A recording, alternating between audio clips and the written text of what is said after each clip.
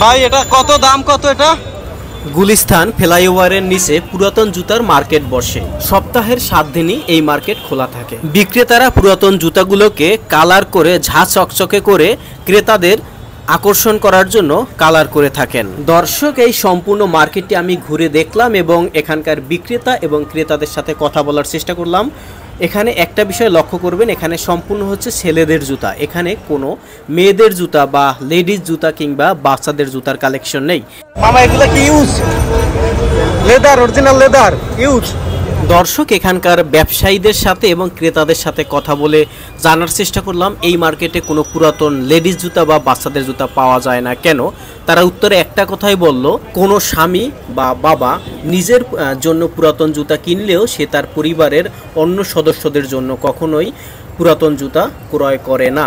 স্ত্রী সন্তানের জন্য তারা সর্বদা চেষ্টা করে নতুন মার্কেট থেকে ভালো জুতা ক্রয় করার জন্য। বাস্তব ক্ষেত্রে আপনারা এই বিষয়টি খেয়াল করবেন, কোনো বাবা বা কোনো স্বামী নিজের জন্য পুরাতন জামা কাপড় কিনলেও কখনো তার স্ত্রী সন্তান কিংবা বাবার জন্য পুরাতন জামা কাপড় ও জুতা কিনতে দেখিনি।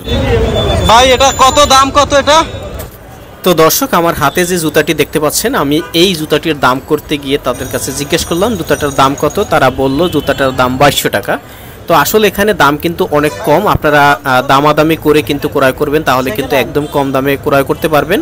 আর গুলিস্তানের একটা বিষয় হলো, এখানে কিন্তু অনেক ক্রেতা আছে খুব স্বচ্ছতার সহিত ভালো জুতা বিক্রি করে এবং চিপ রেটে বিক্রি করে। আবার অনেক ব্যবসায়ী রয়েছেন যারা খুব বাটফারি করে থাকেন। বিশেষ করে অনেক সময় তারা 200 টাকা 300 টাকার জুতা তারা 2200 টাকা 2500 টাকা চেয়ে বসে এবং কাস্টমার তখন বিভ্রান্ত হয়ে যখন 500 টাকা 700 টাকা বলে বসে তখন কিন্তু প্রোডাক্টটা তাকে দিয়ে দেয়, কিন্তু বাস্তবে আসলে ততটা দাম থাকে না। তাই আপনারা যারা এখান থেকে জুতা ক্রয় করবেন অবশ্যই ভালো করে যাচাই করে তারপরে দাম বলবেন এবং কখনোই একা ক্রয় করতে যাবেন না, সাথে হয়তো বা বন্ধু বা যে কোনো 2 জন বা 3 জন মিলে ক্রয় করতে যাবেন, কখনোই একা যাবেন না।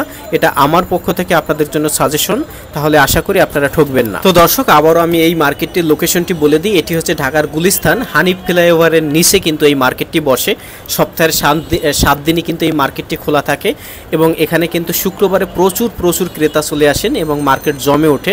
আর এই মার্কেটে পুরাতন নতুন সব ধরনের জুতা পাওয়া যায়। অনেক সময় পুরাতন জুতার মধ্যে অনেক ভালো ব্র্যান্ডের জুতাও কিন্তু আপনারা পেয়ে যাবেন। তো দর্শক, আমরা সর্বদা চেষ্টা করি বিভিন্ন মার্কেট সম্পর্কে আপনাদের সামনে রিভিউ আকারে তুলে ধরতে এবং সন্ধানগুলো আপনাদের সামনে তুলে ধরতে, যাতে করে আপনারা আমাদের ভিডিওগুলো দেখে উপকৃত হন। আমাদের এরূপ নতুন ভিডিও পেতে আমাদের এই ফেসবুক পেজটি ফলো দিয়ে রাখবেন এবং আমাদের যে ইউটিউব চ্যানেলটি রয়েছে আপনারা অবশ্যই চ্যানেলটি সাবস্ক্রাইব করে সাথে থাকবেন। আপনাদের কোনো গুরুত্বপূর্ণ মন্তব্য থাকলে অবশ্যই কমেন্টে আমাদেরকে জানানোর চেষ্টা করবেন। এবং দর্শক, এই ভিডিওটি সবার সচেতনতার জন্য শেয়ার করে সবার কাছে পৌঁছে দেবেন, এটাই আপনাদের কাছে আমাদের অনুরোধ থাকবে। কমেন্টে জানাবেন পরবর্তীতে কোন বিষয় নিয়ে আপনারা আমাদের চ্যানেলে ভিডিও পেতে চান। অবশ্যই কমেন্টের মাধ্যমে জানানোর চেষ্টা করবেন। ভালো থাকবেন, সুস্থ থাকবেন। দেখা হবে পরবর্তীতে নতুন কোনো ভিডিও নিয়ে, নতুন কোনো সন্ধান নিয়ে। ধন্যবাদ সকলকে।